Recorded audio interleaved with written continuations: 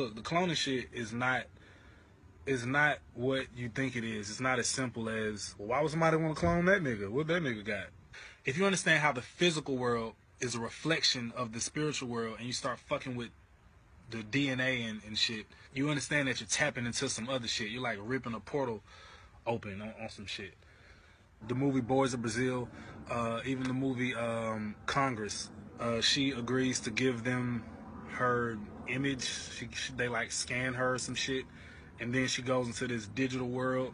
So everything is connected, and they need the influential people to maintain the mind control and how they program your subconscious mind to respond to things. And they need these influential leaders to trigger your mind control, to trigger your trauma, basically trigger your trance. What is about cloning? Do you want to get cloned, or are celebrities getting cloned? Yeah, man, I think people should look it up, man. I don't really want to say too much, but I will say do your own research. You sound like a conspiracy theorist. I'm not really a conspiracy theorist. It's no more conspiracy. I know. And so it's really up to each person to do their own research and come to your own truths, you know what I'm saying? Because I feel like we as people listen too much to what somebody tells us, and we don't actually go background check and really say, you know what, that really don't add up. You know what I'm saying? Like, you know, when you really look at a lot of different things and you start to think. And so what I like to do is I like to provoke thought, you know, and provoking thought is the least you can do. You can't make somebody believe something. You really got to just provoke thought. Would you like to be cloned? Would I like to be? Yeah. Am I already cloned? Oh, are you already cloned? I'd rather not say. But that means there's a possibility that you could already be cloned. Yes, there's a possibility.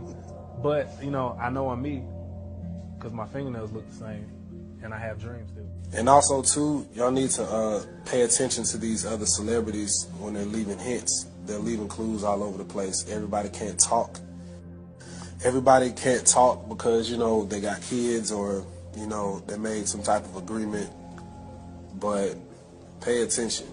Everybody who's in this shit or who's in this industry or who has a clone is not evil or malicious. Some people just got born into this shit, like me. It's not just about copying a person.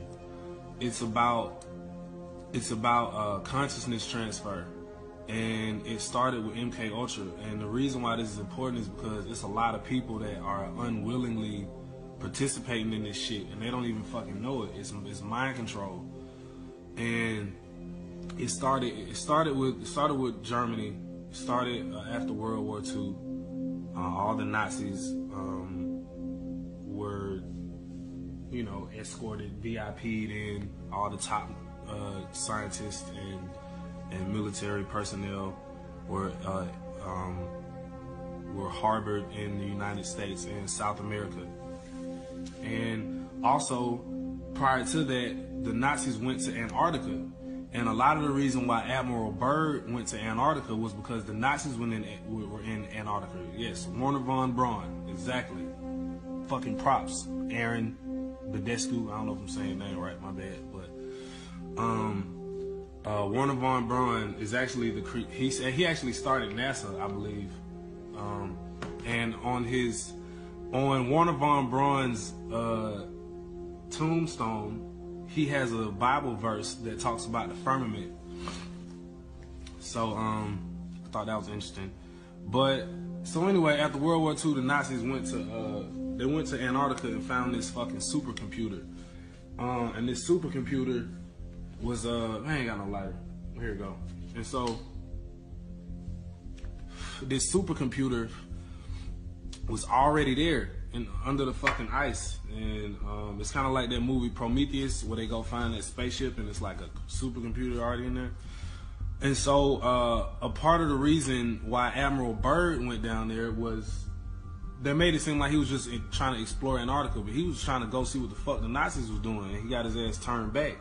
If you look at that interview, it looks like he's not really telling the truth about what he saw. Like, you can tell something is like on his heart when he's talking. Like, go look at that interview about Admiral Byrd.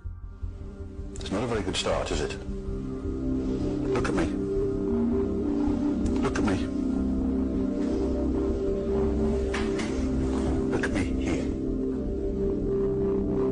eye contact is absolutely crucial for an interrogator, because what you're trying to do is to get him to concentrate on you. The eyes are the windows to the soul. It's a very true statement.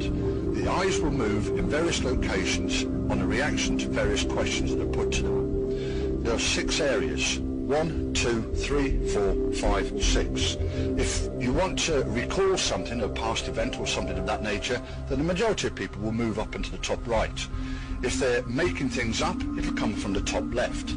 If you touch a raw nerve, then the eyes will move down to the left or to the bottom right. The way in which you can get around this is to train yourself to keep looking straight ahead as soon as a question is asked to you. Because otherwise, at one point, you're going to trip up and your eyes will move to one location or the other. Admiral, an expedition to which I believe you're the advisor is now en route. What is that expedition doing? Well, that's the icebreaker Atka, and it's a reconnaissance expedition. It's going down to the South Pole area to make certain observations and to look for some bases. They will be back in April, and they will report back, and upon the information we get from that undertaking, we will base the bigger expedition that's to follow. Is that very definitely? And so basically, the Nazis coming to America and South America is what started Operation Paperclip, and it's what started the CIA and the NSA. And so the Central Intelligence Agency is actually like all of the major Hollywood studios. They're actually the CIA, and that's why all this information gets put into these movies. It's sort of like a soft disclosure, sort of like a predictive programming. I don't know, but like, you ever see these movies and it's just like, why the fuck are these secrets in this fucking movie? It's like, that's why the CIA is behind it, and it's not even just like behind it, like they literally are Hollywood. And so where was I? So anyway, I'm trying to be brief. So basically, with Operation Paperclip, that's what started all the MKUltra tests and them grabbing people involuntarily, all the missing kids and missing people that were used for MKUltra. And what they would do is they would experiment with consciousness transfer, where they could transfer your consciousness, and also they could replicate DNA. They could replicate your body. They could replicate your body, put you in another body, train you to be an assassin or fucking anything, and then transfer you, and then wipe your memory and transfer you back into your original body, and you think that you just had a crazy ass dream, and it happens different. It happens different for different people. Like, certain people are like kidnapped and kept on these bases, you know what I'm saying? And then maybe they were like they trained them, transferred their consciousness, trained them, put them back in their original body, put them back into society as some Hollywood actor or artist that just pops up out of nowhere. You've never heard of them, or a president, or a news anchor, or the CEO of a huge multi-billion-dollar company. You know, it's they basically brainwashed and made sleeper agents out of all of the key factors, the key integral positions in society, including news anchors. I think that's a huge thing, because as you saw, the whole shit with Al Roker, when they said make room for the Holy Spirit, he froze up for 17 seconds. That's some MKUltra shit. So I'm still here alive. I don't know why. I don't know why I can talk. Maybe it's because I have some type of amnesty, or maybe it's because somebody extremely, extremely close to me is a Mason, and I'm protected in that sense. I don't know. But if they wanted to do something with me, I wouldn't have even gotten this far to telling y'all about cloning. So to the people telling me, Bob, I fear for your life, y'all don't worry. I'm in good hands.